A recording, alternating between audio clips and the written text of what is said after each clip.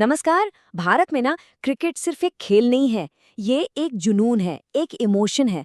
पहले हम गली मोहल्ले में खेलते थे, फिर टीवी पर देखते थे और अब तो हर कोई अपने फोन में ही टीम का कोच और सिलेक्टर बन गया है। जी हाँ, बात हो रही है फैंटेसी क्रिकेट की।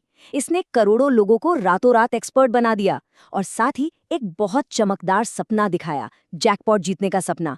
टीवी पर, सोशल मीडिया पर, मतलब हर जगह बस एक ही कहानी सुनाई देती है कि देखिए कैसे एक आम इंसान ने टीम बनाई और एक झटके में करोड़पति बन गया। ये सब देखकर तो यही लगता है ना कि बस एक ऐप डाउनलोड कर लो और सारी परेशानियां खत्म।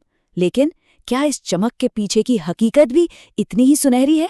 ये नंबर देखिए, 200 मिलियन, यानी 20 करोड़ से भी ज्यादा लोग। और ये सिर्फ ड्रीम 11 का दावा किया गया यूजर बेस है। ये आंकड़ा साफ साफ बताता है कि ये अब सिर्फ एक गेम नहीं रहा, ये एक बहुत बहुत बड़ी इंडस्ट्री बन चुका है। पर सवाल तो वही है, इतने सारे लोगों में से असल में जीत कौन रहा है? तो चलिए आज इसी की गहराई में उतरते हैं। हम शुरू करेंगे उस करोड़ों के सपने से जो विज्ञापनों में दिखाया जाता है। फिर समझेंगे कि लगाए हुए पैसों का असली हिसाब किताब क्या है, जीत पर लगने वाले नए नए टैक्स कौन से हैं, उस 1 करोड़ वाले जैकपॉट की सच्चाई क्या है, और हाँ, नकली ऐप्स के जाल से कैसे बचना है। आखिर में बात करेंगे कि अगर खेलना ही है तो समझदारी से कैसे खेलें। तो ठीक है, सफर शुरू करते हैं उस सपने से जो हर किसी को अपनी तरफ खींचता है। वो सपना जो कहता है कि बस एक मैच आपकी किस्मत बदल सकता है और आपको करोड़पति बना सकता है। चलिए अब सपनों की दुनिया से बाहर निकलते हैं और पहली हकीकत को समझते हैं। जब करोड़ों लोग किसी कॉन्टेस्ट में पैसा लगाते हैं तो आखिर उस पैसे का होता क्या है? ये सबसे पहला और सबसे जरूरी सवाल है।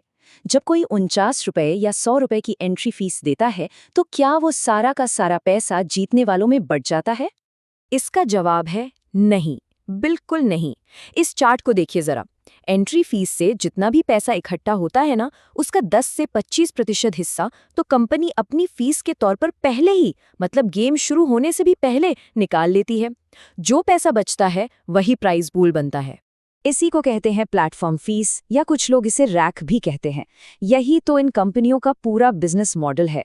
मतलब कोई जीते या कोई हारे, कंपनी का मुनाफा तो पक्का है। वो एक रेफरी की तरह है जो मैच शुरू होने से पहले ही अपनी फीस जेब में रखकर साइड में खड़ा हो जाता है। लेकिन चलिए मान लेते हैं कि किस्मत बहुत अच्छी है और कुछ पैसे जीत भी लिए, तो क्या लगता है कहानी खत्म? नहीं, असली कहानी तो जीत के बाद शुरू होती है। अब सामने आती है टैक्स की एक बहुत बड़ी दीवार। यहाँ 3 कटौतियों को समझना बहुत बहुत जरूरी है। पहली, जीती हुई रकम पर सीधा 30% का टीडीएस। दूसरी, अगर क्रेडिट कार्ड से वॉलेट में पैसे डाले हैं तो 2026 से आईसीआईसीआई बैंक 2% चार्ज भी लगाने वाला है। और तीसरी, एंट्री फीस पर 28% जीएसटी, वो तो पहले से ही है। और पता है, अब टैक्स काटने का तरीका भी बदल गया है। पहले साल के आखिर में टैक्स देना होता था, लेकिन अब नए नियमों के हिसाब से जैसे ही कोई विड्रॉ बटन दबाता है, उसी सेकंड, मतलब तुरंत, जीती हुई रकम से 30% टैक्स कट जाता है। एक छोटे से उदाहरण से समझते हैं। मान लीजिए किसी ने 50,000 रुपये जीते, बहुत बढ़िया। लेकिन जैसे ही वो इसे निकालने की कोशिश करेंगे, 30% टीडीएस यानी कि 15,000 रुपये तुरंत कट जाएंगे। उनके खाते में सिर्फ 35,000 रुपये आएंगे।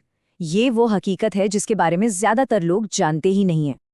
और हाँ, ये एक नया खर्चा है जो लिस्ट में जुड़ने वाला है। शुरुआत आईसीआईसीआई बैंक ने कर दी है और ऐसा माना जा रहा है कि दूसरे बैंक भी जल्द ही इसे लागू कर सकते हैं।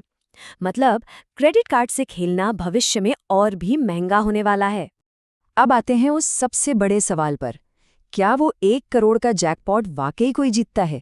विज्ञापनों को देख के तो ऐसा ही लगता है कि हर दूसरा आदमी करोड़पति बन रहा है ना? असली मुकाबला तो इस स्लाइड में दिखता है। एक तरफ है एक आम इंसान जो शायद 1, 2 या चलो 5 टीमें बना लेता है। उसका सामना किससे है? उन प्रोफेशनल से जो सॉफ्टवेयर और डेटा की मदद से 200 से भी ज्यादा टीमें उतारते हैं।